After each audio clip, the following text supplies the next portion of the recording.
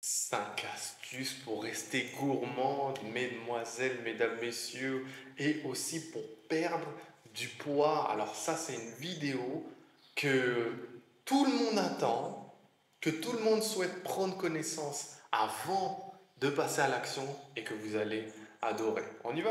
Première astuce pour rester gourmande et perdre du poids, c'est de ne pas trop sacrifier mais d'ajuster à l'aide d'un expert. Je m'explique. Si votre gourmandise, votre péché mignon était la pâtisserie, moi ce que je vous invite, c'est de réguler, de mettre un petit peu, pas le frein à main, mais de passer, voilà, de rétrograder, vous voyez ce que je veux dire, et d'ajuster avec votre nutritionniste diététicienne. Ça veut dire que quand votre nutritionniste diététicienne va faire votre calcul calorique par rapport à votre taille, votre âge, votre genre, à ce moment-là, vous allez ajuster votre gourmandise, mais à côté, vous aurez voilà, ce plan nutritionnel qui va vous permettre enfin de perdre du poids. Deuxième astuce pour rester gourmand mais perdre du poids, c'est l'activité physique.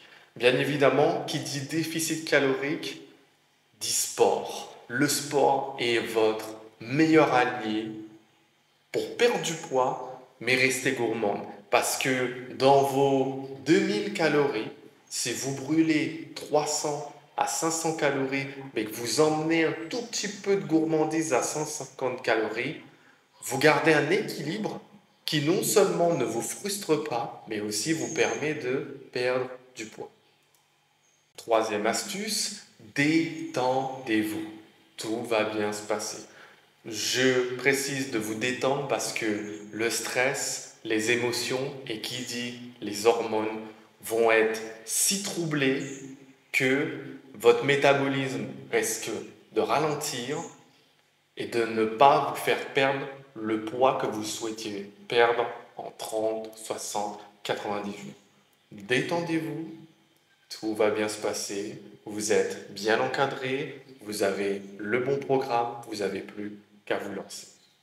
Quatrième astuce, la patience. Et oui, 30 jours, 60 jours, 90 jours pour perdre 5, 10, 15 kilos peut paraître quand vous vous lancez dans le plan une éternité. Mais quand vous faites une rétrospective dans 1 an ou 5 ans, vous vous dites que ces 90 jours n'ont rien coûté en temps et que ça en valait la peine. Soyez patient et patiente et je peux vous le promettre que vous n'allez jamais le regretter.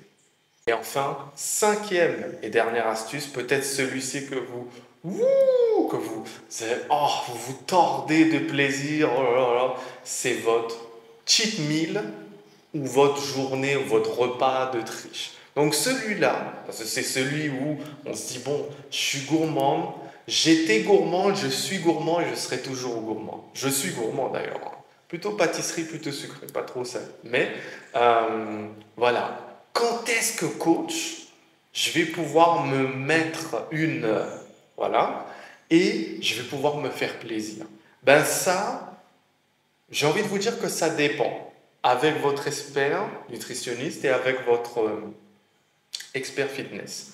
Si les deux parties déclarent que aujourd'hui c'est journée trichée, c'est cheat meal, allez-y les yeux fermés. Faites-vous plaisir, restez gourmand et soyez fiers de l'être parce que pour certains, la nourriture est un plaisir rapide et efficace. Et je ne pourrais pas vous dire le contraire parce que j'adore moi aussi. D'accord? Donc, planifiez-le bien, ce cheat meal.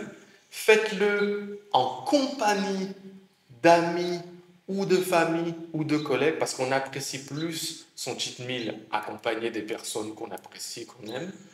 Et aussi, pensez à le prendre en photo parce que celui-ci, à chaque fois que vous allez vous rendre compte que, tiens, 13 juillet, je me suis fait plaisir, et bien celui-ci va vous donner, ok, je vais me donner à fond et ensuite, je me rappellerai que je vais pouvoir me faire plaisir.